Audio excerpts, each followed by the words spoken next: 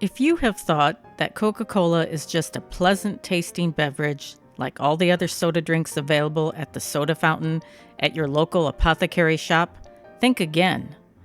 Not only is it a delightful beverage summer or winter, but it is a specific remedy for headaches. And its patented formula relieves both physical and mental exhaustion. Coca-Cola is the ideal brain tonic.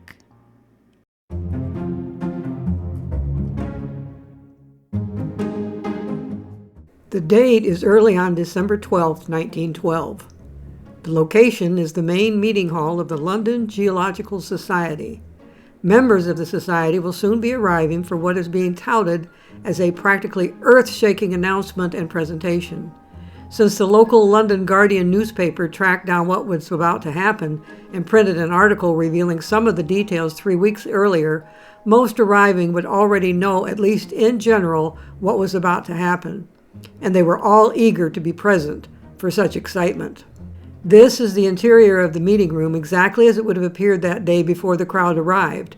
There appears to be seating for about 100 people, likely just about enough if the whole membership would attend, which they did that day. But that day, at least 70 people invited guests. I would assume this means the guests were relegated to the back near the walls in standing room only. I would also assume that the meeting would begin with some mundane actions, such as taking roll and making announcements and such. But then, the big moment came. A lawyer, the term is solicitor in England, named Charles Dawson stepped to the lectern and started his story. Although he did have some lawyerly duties, he tended to, from time to time, the reality was that his heart was not in that. It was in his avid amateur activities related to geology, paleontology, and archaeology. Specifically, he spent most of his time looking for fossils and related ancient items, and had a reputation for finding quite a few over the years. The bottom line, on this day he was announcing the astounding claim to have recently discovered the most ancient humanoid fossil skull ever found in England in a gravel pit in an area called Piltdown Commons. Dawson lived and worked in southeast England in the county of Sussex near the village of Piltdown. Piltdown is about 60 miles straight south of London and about 15 miles straight north of the beaches rimming the English Channel in that area. In Britain, commons areas are the fields and heaths around villages and manors left over from the feudal era. The common people had the right to use these areas for such purposes as grazing their animals. Dawson normally did his digging for fossils in other parts of England. It had not been noticed by scientists just how old the graveled areas of Sussex were, so they were ignored by the bone diggers. Dawson began his talk by explaining how he happened to realize the existence of possible fossil locations in the Piltdown area. I was walking along a farm road close to Piltdown Common when I noticed that the road had been mended with some peculiar brown flints, not usual in the district. On inquiry, I was astonished to learn that they were dug from gravel bed on the farm, and shortly afterwards I visited the place, where 2 laborers were at work digging the gravel for small repairs to the roads. As this excavation was situated about 4 miles north of the limit where the occurrence of flints overlying the Wealden strata is recorded, I was much interested and made a close examination of the bed. I asked the workmen if they had found bones or other fossils there. As they did not appear to have noticed anything of the sort, I urged them to preserve anything they might find. Upon one of my subsequent visits to the pit, one of the men handed me a small portion of an unusually thick human parietal bone. A parietal bone is part of the cranium. I immediately made a search but could find nothing more, nor had the men noticed anything else. The bed is full of tabular pieces of ironstone closely resembling this piece of skull in color and thickness. And although I made many subsequent searches, I could not hear of any further find nor discover anything. In fact, the bed seemed to be quite unfossiliferous. It was not until some years later, in the autumn of 1911, on a visit to the spot, that I picked up among the rain-washed spoil heaps of the gravel pit another and larger piece. Throughout 1912, Dawson, sometimes alone and sometimes with associates and helpers, scoured the area where the first pieces had been found. Eventually, he and the others found a collection of at least 37 items of interest at the location, including fossilized human bones, some ancient animal teeth fragments, and human-made stone implements. You may be used to thinking of fossils as white, gray, or light brown objects, but these fossil bones were all this dark reddish brown, evidently related to coloration from minerals in the ground there. The most excitement about this find had nothing to do with ancient stone implements. England had plenty of those. The excitement was over the skull pieces, and this one half of a jaw, complete with 2 teeth in place. And because these 2 items were found near each other, the assumption was they belonged together. Indeed, when pressed in place, the jaw did seem to fit the reconstructed fragments of the skull. After Dawson had described the circumstances and some of the details of stone implements, his associate, Arthur Smith Woodward, professional anthropologist and keeper of geology at the British Natural History Museum, took the lectern. He had helped Dawson in the digging up of the materials, had reconstructed the skull the way it made most sense to him, and hypothesized that the specimen was 500,000 years old. A 1955 article on the Piltdown discovery by J.S. Weiner on the Clark Education EDU website describes what happened next. He first presented the anatomical description of the animal and human material. Nearly all the animals were represented by fragments of teeth, and these Woodward identified, giving his reasons in detail. Contemporaneous with Piltdown Man, he concluded, were hippopotamus, deer, beaver, and horse. More ancient than Piltdown Man were the remains of elephant, mastodon, and rhinoceros. The Piltdown skull came in for a very detailed examination.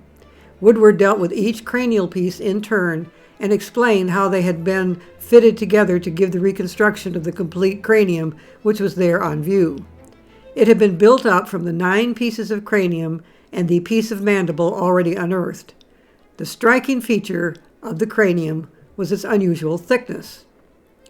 On the chart, the actual bone pieces are red. The white areas are speculation on what the rest of the skull would look like.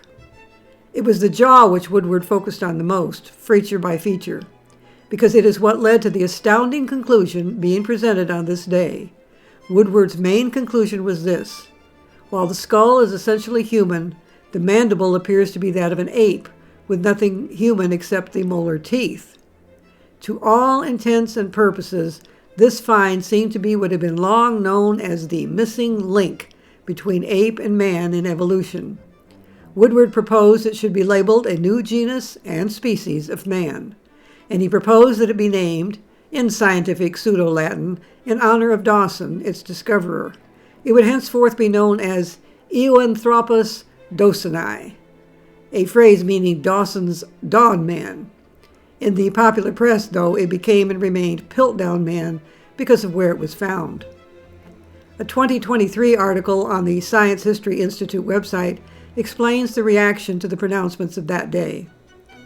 Despite the success of the meeting, opinion was split on the validity of the findings. The country's scientific establishment joined Woodward in supporting Piltdown Man as evidence of England's centrality in evolutionary science and history. But some scientists, mainly anatomists and zoologists, weren't convinced the jaw and skull cap matched up. The cranium was too distinctly human and the jaw too ape-like to be from the same individual. Dawson and Woodward must have mistakenly grouped them together, they thought, since the fragments were found in the same deposit. Dawson died unexpectedly in 1916, so it was left to Woodward to defend their interpretation in the years that followed. As a fellow geologist later concluded, more than one zoologist of standing has maintained the jawbone is that of a chimpanzee. But at present, the balance of opinion favors Smith-Woodward's interpretation. One scientist who very early expressed some doubts about some aspects of the find was Professor Arthur Keith of the Royal College of Surgeons of England. The college had been given copies of all of the skull pieces Dawson had found, and Keith arranged them in a different way than had Dawson. His reconstruction of the skull made it appear to have accommodated a much larger brain. He also had some objections to the canine tooth found, insisting that it couldn't have been from the jaw. But in the end, he became persuaded that his objections weren't valid, and he became a lifelong proponent of Piltdown Man. This painting from 1915 depicts a group of scientists examining the Piltdown skull. With Charles Darwin's portrait looking down at them from the back wall, they inspect it and discuss their excitement at this wonderful find for the glory of England. That's Arthur Keith in the center in the lab coat. Arthur Smith-Woodward is on the far right in the back. Charles Dawson's head is in front of the frame of Charles Darwin. The other men come from various scientific specialties, from zoology to dentistry. The Science History Institute article continues, "The press was similarly divided. Some took a skeptical view. To them, Piltdown Man didn't seem like the most overwhelming proof of the missing link theory. The evidence was there, but there just wasn't enough. But the voices praising the scientific and historical significance of the discovery drowned out the doubters. The Heidelberg Man was certainly of the Neanderthal type. The Piltdown Man was much more of our own type," reflected anatomist and Royal Society fellow Arthur Keith, as reported in The Lancet. And the acclaim carried across the Atlantic. Natives of Great Britain can trace their ancestry farther back than any other peoples on the face of the earth, declared the Atlanta, Georgian newspaper. To understand the reason the praise of the discovery drowned out the doubters, you need to know that there's more to the story of the Piltdown Man. Much more. And its roots started much earlier than 1908, when the workmen gave Dawson the first piece of what eventually was identified as part of the skull of the Piltdown Man. We have to start much farther back in history.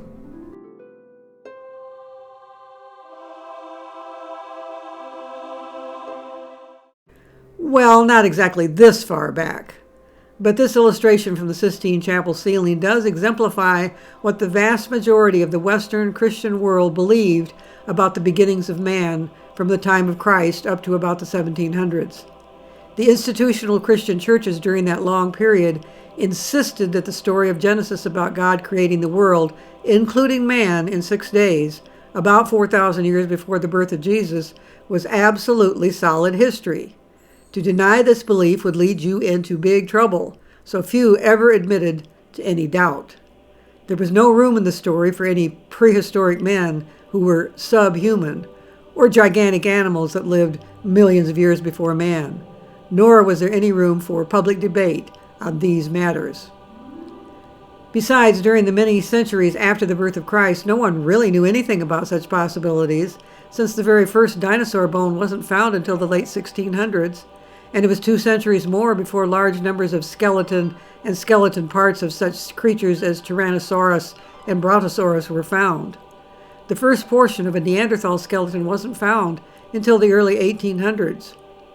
But by the time the U.S. was founded in the late 1700s, the institutional churches no longer had the power in much of Europe, and certainly in the Western Hemisphere, to punish doubters. And thus some free thinkers began expressing some doubts about the history of the man on the earth, as well as the history of many animal species, both current and extinct. And with each new fossil find by professional and amateur archaeologists and paleontologists, the number of doubters increased. Ladies and gentlemen, the Road Skate Company is pleased to offer the latest 1896 model of the famous Ritter Road skates.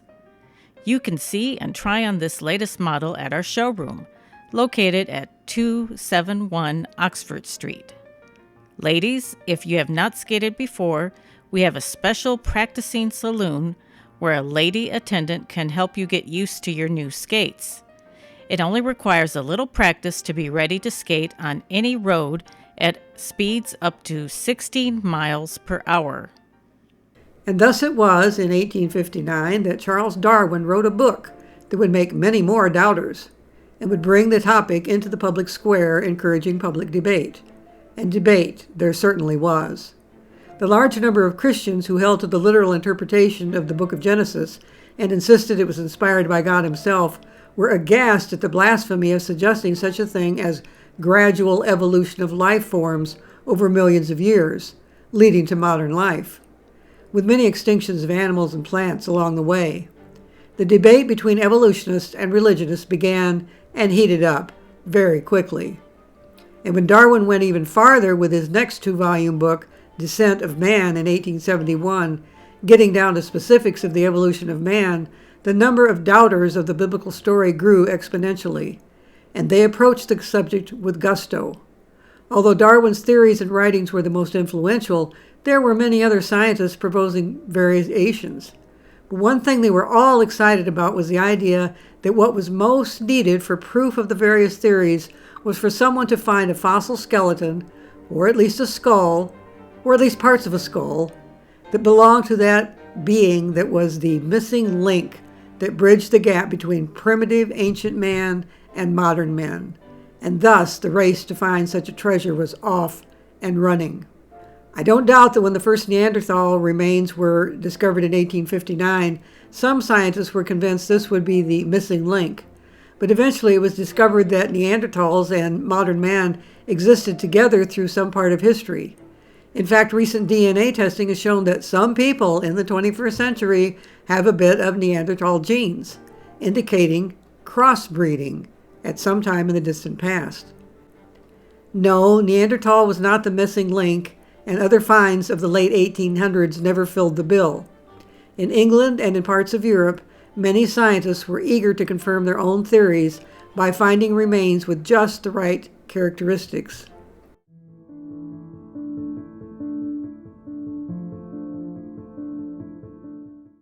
This was particularly true of those scientists who had embraced what has been referred to as scientific racism, and by early 1900s, eugenics. It was very important to them that their own ancestors did not include some ancient humanoid creature from Africa or East Asia. They were convinced the races formed separately, and there was a hierarchy of the progression towards perfection that showed the white race was the best. This was particularly true of scientists in Northern Europe, including Great Britain and many in the U.S. Shortly after the announcement, a British newspaper had this to say: "The discovery of this ancient ancestor of ours will doubtless help to prove that man began to develop at different spots on the Earth's surface. This would account for the great racial differences between the black, the yellow, and the white races. The beginnings of man were perhaps separate and distinct in Australia, in Africa, in Europe, and in Asia." Just to be clear, most scientists and laymen and women who have embraced the theory of eugenics are convinced that any interbreeding between the races yields offspring inferior to the parent of the higher race. Interbreeding, in effect, makes evolution go backwards and is to be avoided at all costs. This includes eugenicists from the late 1800s and early 1900s, all the way up to today. Although the term eugenics is avoided in writings these days because of its negative connotation as a result of Hitler's adoption of the theory as justification for the Holocaust, the theory is alive and well and spreading in the 21st century.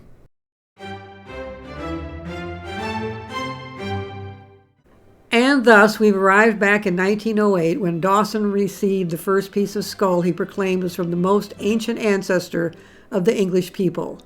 As one jokester put it, the first Englishman. Dawson desperately wanted to find the missing link in England, and when he presented his find to the Geological Society, it was to a group of men who also wanted it to be from their land, not out of Africa, as some scientists had been promoting and many later would. With World War I fast approaching, it officially started in 1914, and hostilities already beginning, that group of men and the public press in England and the man and woman on the street needed something this earth-shaking to boost their morale. They needed an English ancestor not an African one to bolster their nationalism. The scientists needed their scientific pride boosted by besting the scientists from other countries, especially since the most recent contender for the missing link had been a fossil found in Germany dubbed the Heidelberg Man. Gratefully, Dawson and Woodward convinced them that day in December 1912 that Eanthropus dawsoni, Piltdown Man, was far older. Sometime after the introduction of Piltdown Man to the public, workers at the site of the find came across another piece of evidence. It was a piece of an ancient elephant bone carved into a rectangular shape and having the same reddish-brown color of all the other pieces. It was immediately assumed to belong to the Piltdown Man. After the photo of the item was published, someone very quickly noted that it looked very much like the shape of the bottom half of the bat used by cricket players, and declared how fabulous it was that the oldest Englishman played cricket. As mentioned, starting right at the meeting where Piltdown Man was introduced, there had been a minority of scientists who expressed criticisms. Some thought the age given for the fossils was too old. Some thought it was too young. Some thought the reconstruction by Woodward was incorrect and the pieces of skull should have been arranged differently. Some made alternate models, some that made the cranium look larger and more human-like, some smaller and looking more ape-like. A few insisted it was not valid to assume the jaw belonged to the cranium and was from a different creature. Most commonly, some said it was almost identical to a chimpanzee jaw. It only had 2 teeth, both molars, but Dawson insisted the fact that they were ground down in the way human eating patterns would cause in teeth, it couldn't be a chimpanzee. There was no canine tooth in the jaw. A chimp would have had big canine teeth that showed above the molars, since chimps didn't chew the way humans did. A tall canine would keep the creature from grinding molars back and forth. But soon one of Dawson's associates spotted a canine tooth at the excavation site. It was red-brown, just like the other pieces, and fit right into the hole in the jaw where the canine tooth should go. And it did not extend up above the molars. Dawson and most of his fans immediately insisted this was even more proof that the jaw did belong with that cranium. In spite of grumblings from a few critics, Piltdown Man won a spot in the charts and museum displays on human evolution. The British Museum quickly pulled together a display about the find. Artists for newspapers and magazines began speculating just what the man looked like when there was flesh on that skull, including a nose. They also speculated about what the rest of his body would have looked like, and how he lived, and how he wore his hair, and whether he had whiskers or not. By 1915, he had made his way into his first appearance in British college textbooks, and by 1919, he's made his way to U.S. textbooks and museums. The claims about him were accepted by so many scientists that they all but ignored other fossil human finds in the next 40 years because they didn't line up with the theories about Piltdown Man's place in the evolutionary scheme of things.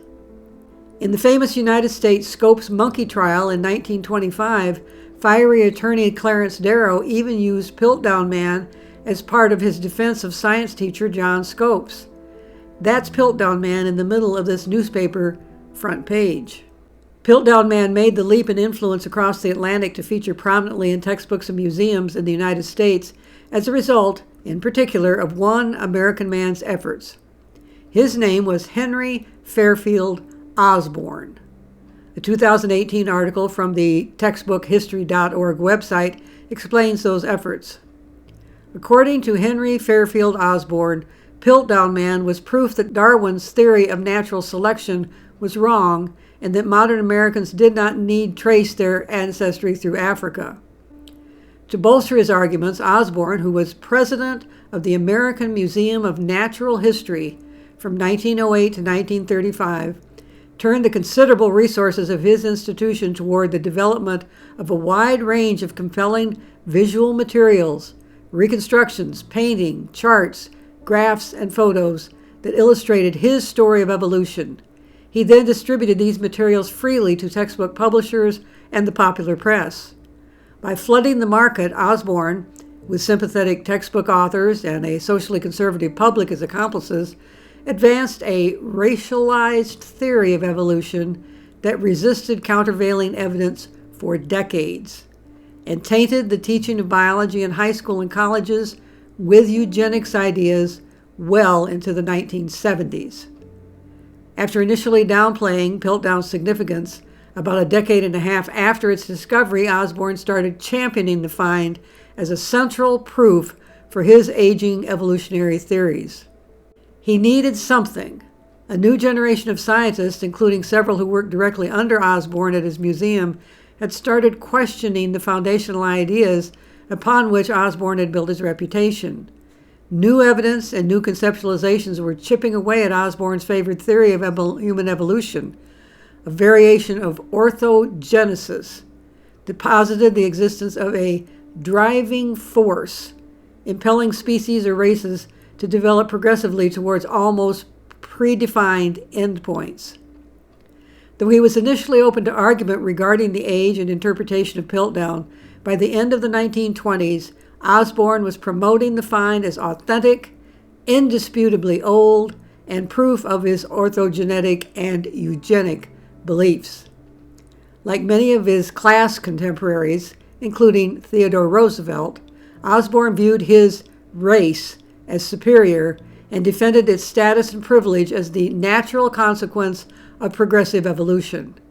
According to Osborn and many others, white Anglo-Saxon Protestants, particularly those from Great Britain and the Scandinavian countries, carried in them a primitive robustness born of struggle against a relatively harsh environment, a robustness under threat from the softening forces of civilization and the supposedly degenerative effects of racial interbreeding. But Osborn was also driven by the very proximate fear that his personal status and its associated power to draw support from the rich and powerful for his museum was under assault. And this fear only grew worse after the crash of 1929, when many of his museum supporters lost their fortunes. In fairness, Osborn supported the scientists on his own staff who gently but relentlessly challenged the old man's ideas. Nonetheless, despite objections from his staff, Osborn dedicated significant museum resources to the development and dissemination of displays that told the story of human evolution as he wanted to tell it, and he wanted to tell it with a central part to play for Piltdown Man. Given the sparse bit of evidence for Eanthropus dawsoni, the level of Osborn's influence in many scientific fields, from paleontology to archaeology and even anthropology, was outsized, to say nothing of how it all helped promote the pernicious doctrine of eugenics. Yes, that influence was outsized and undeserved.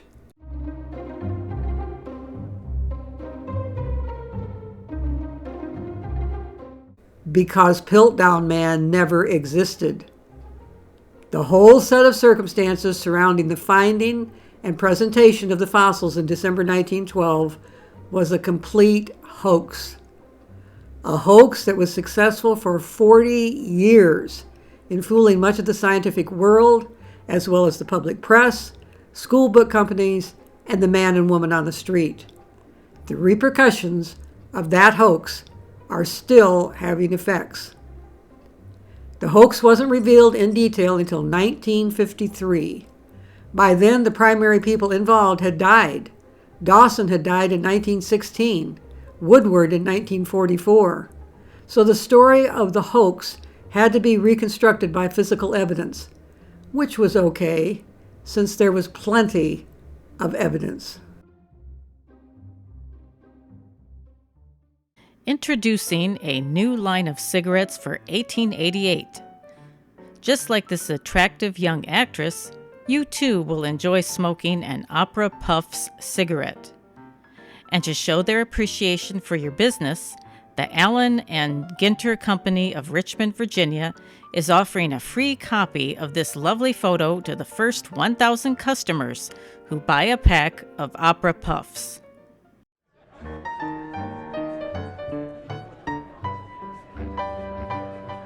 A 1991 article by Keith Stewart Thompson in the American Scientist magazine titled Piltdown Man, the Great English Mystery Story, gives a broad overview of the revelation of the 40-year-long Piltdown Man hoax. In 1953, the Piltdown Man controversy was revived at a London conference on human origins, convened by the Weiner Gren Foundation. Notably, the conference brought together two men, Kenneth Oakley, a geologist from the British Museum, who had been using various novel chemical analyses to test the age associations of fossil remains, including Piltdown, and Joseph Weiner, a South African-born anthropologist of Oxford University. The two shared a skepticism about the age of the Piltdown remains, the association of the jaw and the skull, and the haphazard pattern by which the fossils were collected. Oakley, for instance, had already shown the remains were not very old at all. After dining at the conference one evening with Oakley and the Chicago anthropologist Sherwood Washburn, Weiner found himself unable to sleep. The dinner conversation had turned to the subject of Piltdown Man, and afterwards his thoughts stayed with the topic. A number of hypotheses raced through his mind. All led him with inexorable logic to the one repellent idea. Piltdown Man was a forgery. After this, all the pieces fell into place. With remarkable speed, Oakley's chemical analyses exposed the whole fraud. Not a single bone or artifact from Piltdown was authentic. Many had been stained with potassium dichromate to make them look older. Yes, nothing was as it seemed in the Piltdown original story. Turns out the skull pieces were from medieval peasants and were less than 1,000 years old. And the jaw was not human or chimpanzee. It was from a young orangutan. A female orangutan, as a matter of fact. Later, an old list was found at one of the British museums showing a shipment of artifacts and bones they had purchased from Borneo in 1911. A notation on that list indicated that an orangutan jaw was missing. Because of his long participation in archaeological activities, Dawson had access to areas behind the scenes at many museums, including the one with the missing jaw. The two molars in the jaw didn't belong to the orangutan. Turns out they were fossilized chimpanzee teeth, filed down by Dawson with a metal file to look like the eating pattern of human teeth. Chemically stained reddish-brown to match all the other items Dawson presented as Piltdown Man, and then glued into empty tooth holes in the jaw. The canine tooth, also from a fossil chimpanzee, was filed down to make it shorter and glued in the proper hole in the jaw. It, however, was not stained. Dawson got more careless that time around and actually just painted it with a thin layer of artist's oil paint of the proper color. Just a tiny scratch would have made this obvious, but over the 40 years the hoax succeeded. Evidently, it never got scratched. The so-called cricket bat was fossilized elephant bone from some museum or private collection somewhere, carved recently with a steel knife, and also stained like most of the rest of the items. The various fossil teeth, such as beaver, did not come from Piltdown either. Dawson seemed to have just gathered them from museum or private tooth collections and given them the usual potassium chromate bath before planting them among the rocks at the excavation site to be found. The revelation of the hoax ricocheted quickly around the world, reported in papers from London to Nashville, USA, as shown here. Of course, it riveted the scientific world. I can only imagine the huge embarrassment among those many, many scientists who had totally bought into the deception for all those years, and the almost glee among those who remained skeptics and tried to get the other scientists to take their questions seriously. As covered in this article in a Sydney, Australia paper right after the announcement. But all those gullible men needed to believe, so they did, especially the eugenicists among them. They needed a missing link, and they needed it to come from England to justify all their own prejudices. What an ignominious end to such a stirring beginning. Then again, most of the men involved in the beginning of the saga weren't around for the end. Dawson died very prematurely in 1916, so he missed all the excitement. there's no mention on his gravestone of his epic-making find of Piltdown Man. Smith Woodward spent the rest of his life attempting to keep Piltdown Man in the public eye and hold on to the significance of the skull as well as his own significance as being part of such a tremendous undertaking. He wrote about the finding of Piltdown Man in his book, quote, The Earliest Englishman, unquote, which was published after his death in 1948. He even spent a lot of time over the years after Dawson's death rummaging in the gravel beds of Piltdown, hoping to find more treasures. But nothing of any significance to archaeology or paleontology or anthropology was ever found again there. Woodward died in 1944 in time to be spared the ignominy of the 1953 revelation of the hoax.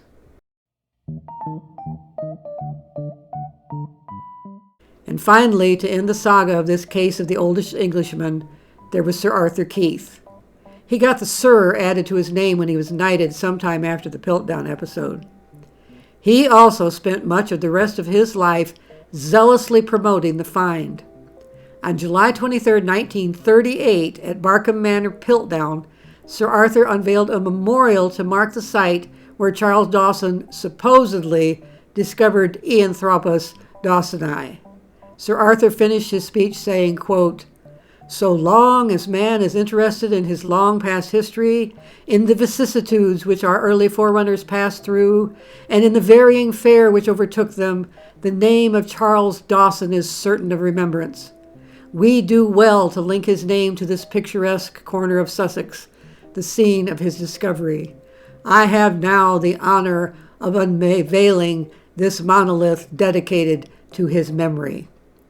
The inscription on the memorial stone reads, quote, Here in the old river gravel, Mr. Charles Dawson, FSA, found the fossil skull of Piltdown Man, 1912 to 1913. The discovery was described by Mr. Charles Dawson and Sir Arthur Smith Woodward, Quarterly Journal of the Geological Society, 1913 to 15. Sounds very pathetic in light of the ultimate outcome of the situation. Dawson has been certain to be remembered, but as a scoundrel, a liar, and a hoaxer, a dishonor to his associates in the world of science. Keith didn't know this in 1938, of course, but just before his death in 1955, he learned of the revelations about the hoax and had to face the fact he'd wasted much of his life in the service of a humbug.